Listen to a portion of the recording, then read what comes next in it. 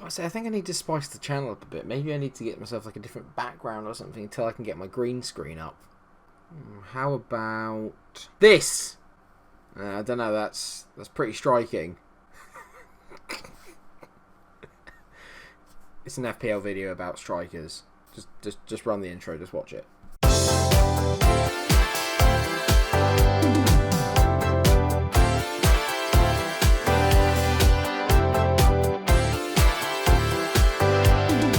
Writing intros for FPL videos is a bit harder than I thought it would be. Hello everyone, welcome to a brand new episode of my FPL series, where today we'll be focusing on the 5 budget strikers that I think will help improve your fantasy football team this year. Naturally, we've been over the defenders and the midfielders, so of course, why not do the strikers? And there's a few ones in here that I think are little hidden gems. But let me know what you think in the comment section. And of course, if you are enjoying the series so far, then drop a like on the video. Let's get into it. And so to kick us off, as in most things so far this series, it will be a Southampton player, and that is in the form of Che Adams. Not everyone's first choice, obviously, with Danny Ings being the main man at Southampton. Che Adams, however, did outscore the former Liverpool striker towards the end of last season, especially after lockdown. Yes, it took him over 30 games to get there, but once Che Adams scored, he managed to rack up an impressive 4 goals and 4 assists last season. 4 of the goals and 3 of the assists coming after lockdown, so a player very much in form. He only has a £6 million price tag, is owned by 2.2% of the game, and of course we all know about Southampton's fixtures being quite nice at the start of the season. If Ralph Hasenhüttl continues to play 2 up front in the shape of Che Adams and Ings, then this guy could well be a great differential for those that are using Danny, or you don't have enough money to get him into your team. For those of you that watched my first draft video, you will know that I actually have Che Adams in my team myself, and I'm going to stick with him until I realise that I've made a terrible mistake and he's scored no goals again. Next up is another player that I have in my first draft, and that comes in the shape of Jordan Ayew. The former Aston Villa man has turned into quite a bit of a talismanic striker for Crystal Palace, scoring very, very important goals at crucial times. He got 9 last season along with 3 assists, and his general play is also something that really benefits him because he picks up bonus points for the amount of tackles, runs, passes and interceptions that he makes in this Crystal Palace lineup. Naturally, Crystal Palace's first 4 fixtures aren't brilliant, save a home game against Everton and maybe the home game against Southampton. But after that, from game weeks 5 until 13, they have a very, very good run of fixtures, with the majority of them being only 2 on the FDR difficulty rating scale. With the addition of Ebere Eze for Crystal Palace, they're obviously looking to have a little bit more flair going forward, and I do believe in my mind that with Eze and Ayew as a partnership along with Wilf Zaha, I think the Palace is going to be a lot more threatening going forward this year. Ayew is a decent finisher. I expect him to get at least double figures this season. A team that I've yet to focus so far in this FPL series is that of Fulham, and that is really because there's only one player from Fulham I would consider having, and that is of course Aleksandar Mitrovic. The striker got 26 goals in the Championship last year along with 3 assists, and is therefore obviously a very, very consistent hitman. He also has Premier League pedigree, having scored 11 goals last time Fulham were in the Premier League. A fan favourite of Fulham, there is no doubt he is the main man and will probably play every minute of every single game, unless he's red carded. And that is the gamble you take with Mitrovic. For every goal that he'll score, he is just as likely to get himself a yellow or a red card, because as we all know, he can be a little bit fiery, and that is just the way that he plays the game. But if he maintains anywhere near the standard of form that he had last season in the Championship, or replicates what he did in the Premier League last time he was there, he is well worth a shout at only £6 million. Fulham's fixtures for the first 9 game weeks are pretty decent as well. They only have 1 game with a 4 FDR rating, and that is against Sheffield United away from home in game week 5.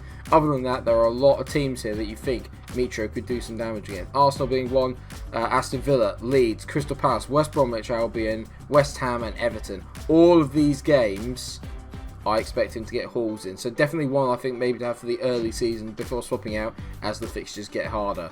In recent videos, a lot of people have been questioning me about Chris Wood at Burnley and about how good he could possibly be as a differential option at £6.5 million. And to that I would say yes. Having said that, Jay Rodriguez also finished the season very well last year, getting 8 goals and 2 assists, a lot of them as well, coming after lockdown and when he finally made his way into the first team. Owned by a mere 1.1% of players, he could be a decent differential and he's £500,000 cheaper than Chris Wood. The fixtures themselves are not too bad. Their opening one against Leicester is not ideal, but then they have a decent run of fixtures until game week 9, maybe even 11 if you can take in their trip to the Etihad into account. Naturally, Burnley do not score many goals, and that is part of the problem that I have with them, but you do expect that Chris Wood and Jay Rodriguez would probably start, as Ashley Barnes kind of felt a little bit out of favour towards the end of last season. Could be a decent differential option, but we shall see. He used to be able to play on the left as well, Jay Rodriguez, but unfortunately for him, Dwight McNeil has kind of made that place his own, and therefore Sean Dyche has some decisions to make with 3 pretty decent forwards. For me, I think he's worth taking a punt on. And last but not least is my kind of wild card option, if you will. Never a good phrase to use on fantasy football. Whenever I think of wild cards, I shudder because I always get them wrong. But Arsenal's Eddie Nketiah may just be the man that we are looking for.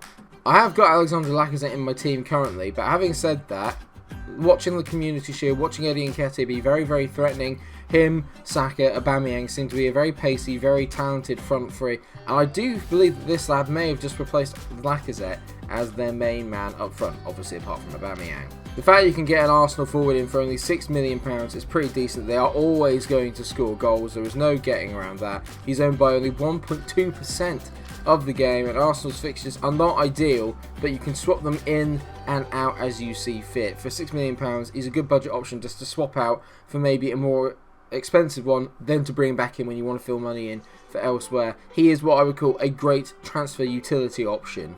For example, if you wanted to take out one of your big hitters up front because they've got a hard run of fixtures, bring Eddie Nketiah in for a couple and then obviously utilise that elsewhere to bring in maybe a Sterling or a De Bruyne or a Son or someone that's going to bolster up your midfield to give you even more attacking options, while you know that Eddie Nketiah will be able to come in and the likelihood is that he will still be able to get you some points. Ignore the history of it, he's never really played enough at this level. Watching him in the Community Shield, I do think that this lad is potentially a bit of a live wire and could be a kind of underlying pick this year. I think Arteta has a lot of faith in him. Maybe we should too. And that is it. 5 budget strikers at £6 million or under that I think will really improve your fantasy football team. I would know because I've got them in my own as well. So if it all goes wrong, we're all going down together.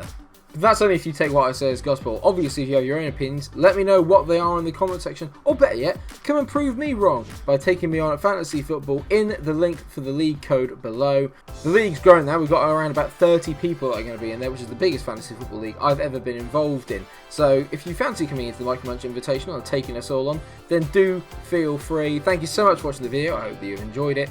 Please do remember to like, share and subscribe. There will be more FPL videos coming out this week, mainly focusing on the premium strikers and how do you deal with the Manchester United and Manchester City no first game week conundrum. Ooh. Until I see you for another episode of that or anything else on the channel, take care of yourselves everyone, have a great rest of your weekend and stay cool.